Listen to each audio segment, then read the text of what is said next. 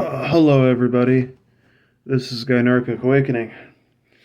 Decided to present a little differently today. Just took a bath, but I didn't take a shower. So, this'll do. um, yeah, getting on to the video itself. It's a general question, but then I'll kind of try to do my best to explore a bit more and maybe add some additional questions for later. So the question is, what is your strategy and or approach to interacting with non-Gynarchists? Now, I would like to establish a bit of context for this question so that people can relate it to something a bit more specific that I have in mind as opposed to just the random weird fetishist who is either harassing community members or trying to project their fantasies onto other people or whatever it is that they're up to. What I mean by this is when I'm talking about a non-Gynarchist, I mean this is a non-fetishistic person who is trying to open up a conversation between you and them on Reddit or sending messages on another website, and who either has intentions to argue with you, is hostile, or has come to you with many different questions. Now, my question regarding these types of individuals is, of course, again, what do you do how do you approach non-Gynarchists in your day-to-day life, and do you have a general strategy for interacting with them? And the reason why I ask is because I'm not entirely sure that what I do is for the best or is the most correct or straightforward or best approach. I don't even really have a holistic strategy for it, because I spend most of my time engaging in activism work. Like, for instance, I'm almost done with Brazil, and that's Latin America for you. Next to the Asian countries, to suggest those libraries too. So when I have to devote like 6 or even 8 or 10 hours a day to this stuff, I'm a lot more stringent, and actually no, not stringent is another word. I'm more strict on who I share my time with, and I have a tendency to stick to my community.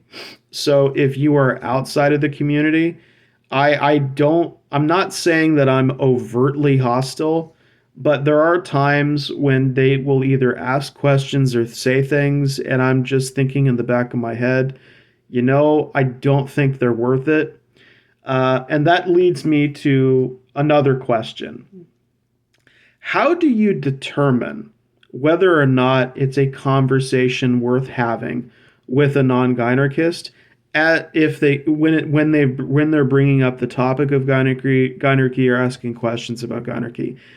The reason for this question is because sometimes when people are asking questions or they seem nice, it's always in furtherance of some kind of ulterior motive or something else that they're after. Like, for instance, I'm not going to go into it directly, but there are individuals who have either made offers or who have come to me and asked questions. And at first it seemed like no big deal. It seemed like, okay, whatever. And then some of them would do like a complete 180, or the tone would shift very quickly, or something else would happen to where the person I thought I was interacting with was not the individual I ended up speaking to, or in this case, texting to, by the time the conversation has reached its end. There is this pattern that I have noticed in my life that has made me very reluctant to engage with people outside of the community. And it's this kind of need for people to put on some kind of, how would I put this? it's like a false personality. It's like what narcissists do when they go after a victim, in a romantic relationship or some kind of strong personal relationship where they're being all buddy buddy with you, they're being all nice, and then it's like there's a complete emotional shift, tonal shift, and all of a sudden you're exposed to like an exploding volcano, and you're like, where did this shit come from? Like, holy fuck, man.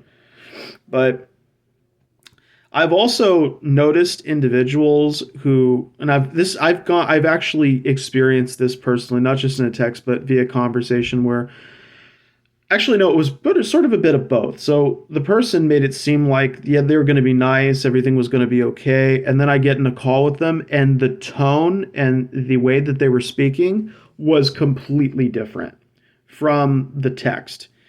And this is how people deceive others into getting what they want. They put up this false fake happy front, and then you get into some kind of a dialogue with them, and it's usually either just so that they can, try to like talk over you, domineer, harm you in some kind of way, uh, take out all their aggression. And I just don't have time for this silly bullshit. And that's why I'm very skeptical. And of course, at times to the point where it's cynical of people's motives on the internet. It's why if a gynarchist that I knew had asked me to join a call, like whether it was for Discord or what is it? I'm trying to remember because Skype is no longer available. I think Telegram still is. So if a gynarchist that I had known for years said, "Hey, you want to join a call and we can have a conversation about this subject or whatever," again, if I know this person and I've known them for several months, it's an instant credibility bonus. I'm going to trust them a million times more, especially if they have an established presence in the community, as opposed to some random motherfucker I don't know sending me messages, or somebody who has a channel that I don't even watch, wanting to do whatever. I don't interact with those people. I keep them at an arm's length, because I don't know what their motives are.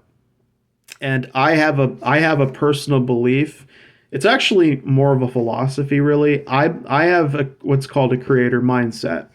I like solving problems, but I also like having, sticking to my forward actions.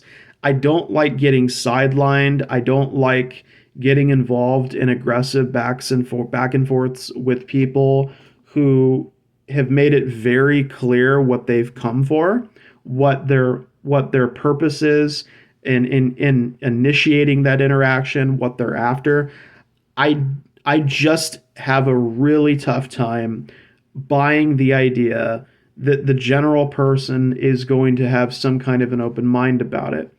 And yet, at the same time, there is something to be said about the fact that if you don't reach out to people, then your community doesn't grow either. So how do you communicate? Or rather, here's a more critical question as it pertains to this subject. When what attitudes, behaviors, and or questions or other uh, factors, what of those would convince you to pursue a conversation with that individual? In other words, what are some green flags that that you could point to that would indicate that the person would be willing to engage with you in an appropriate adult-like fashion, not that of an angry teenager or a raging child? But that, like, what are your green flags that you look to and say that if they check all of them off, that okay, you know what, maybe this conversation won't be a waste of time. Maybe this person could be, if not a friend, at the very least, a potential ally in the future. What do you look for? What do you look to? What are the factors you are looking for in determining whether or not an interaction with a non-gynarchist is worth your time? And likewise, what factors would be sort of in the gray area, or rather the area between the red flag and the green flag? What are these? I guess you call them yellow flags or whatever, where they're kind of like there's like the beginning of a skepticism building towards the person, not complete, animosity or alienation or whatever, but where you're starting to wonder, is this a good idea or not? So what are your yellow flags? And then, of course, naturally, what are the biggest red flags you look out for when you are determining whether or not to speak with one of these individuals? As for myself, one of the things I definitely don't do, and I do consider it a red flag, is if somebody asks me to go on their YouTube channel or to talk with them and I don't know who they are, that's an instant red flag to me. If you're not my friend or you're not a community member, I would never do something like that, because it's not going to serve my interests to go on somebody else's channel, because I would have to take, like, I don't have the time to study other people's channels. I really don't know if other people really get what activism, like what it can do to you, like how much time it can take out of your day. Like, I would need to study hours of film and material to make some kind of to form some kind of opinion over whether or not this individual has some kind of self-interest in bringing me on, or if they're just looking for kicks, like they want to make fun of what I believe, or they want to make fun of me, or they want to talk shit, or they want to do all these other things. You don't know this until you study somebody else's channel. And if they have like hundreds of videos, I'm not going to go through hundreds of videos. I'm not going to put that kind of time, because here's how I look at it. I'm a 33-year-old man. I've suffered a lot of stress in my life. I have no idea how long I'm going to be around.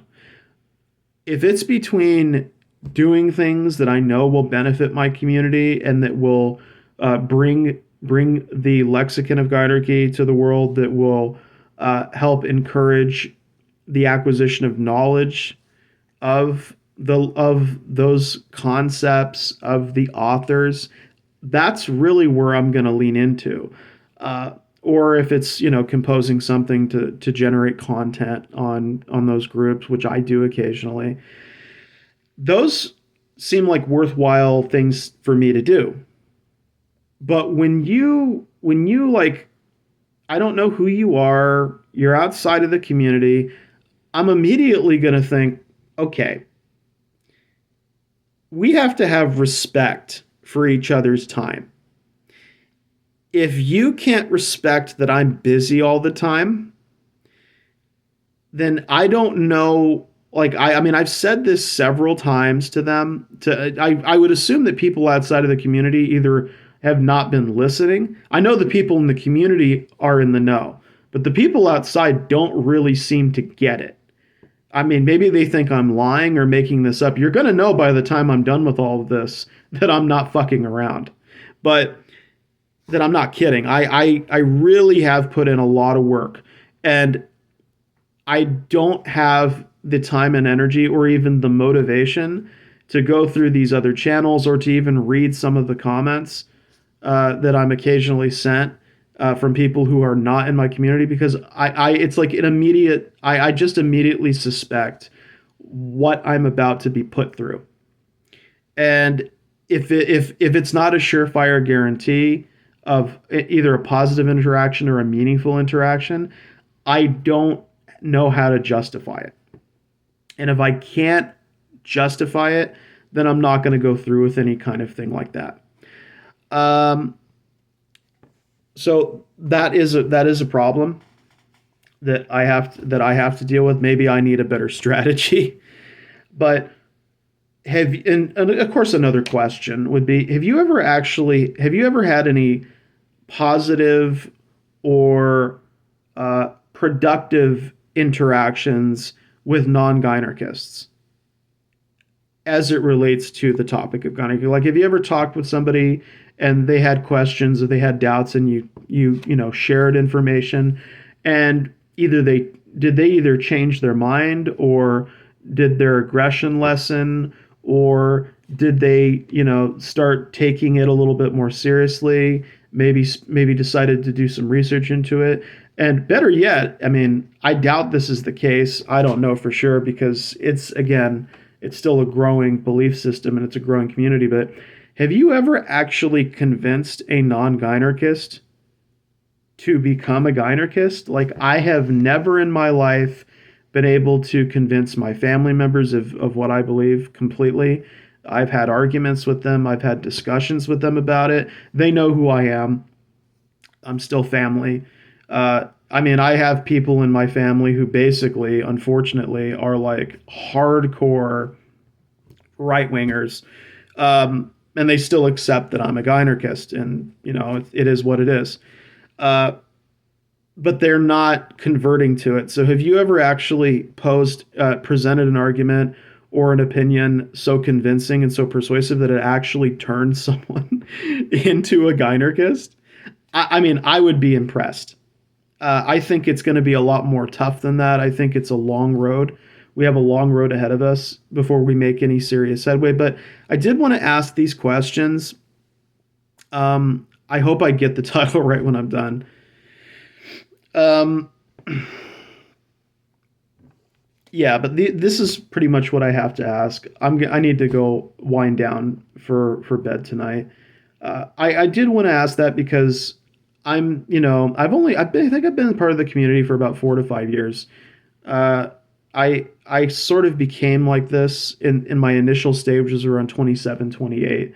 Right now I'm 33, so I still, I don't know how. I mean, I know that there are other community members that have more wisdom and experience in this matter, but I would really like, one of the things, the questions that I think I'd love answer the most is when do you tolerate it? Like, when do you tolerate the discussions? And also, I think for me, most importantly, is when do you see an opportunity to change somebody, or to at least convince them of the alternative of gynarchy or an in-person gynarchy community? Like, when has there ever been an opportunity that you've seen where the person had the right factors lined up, they had the right mentality, they were just open-minded enough to actually consider what you're saying without initially rejecting it or immediately launching into arguments that they'd already prepared beforehand?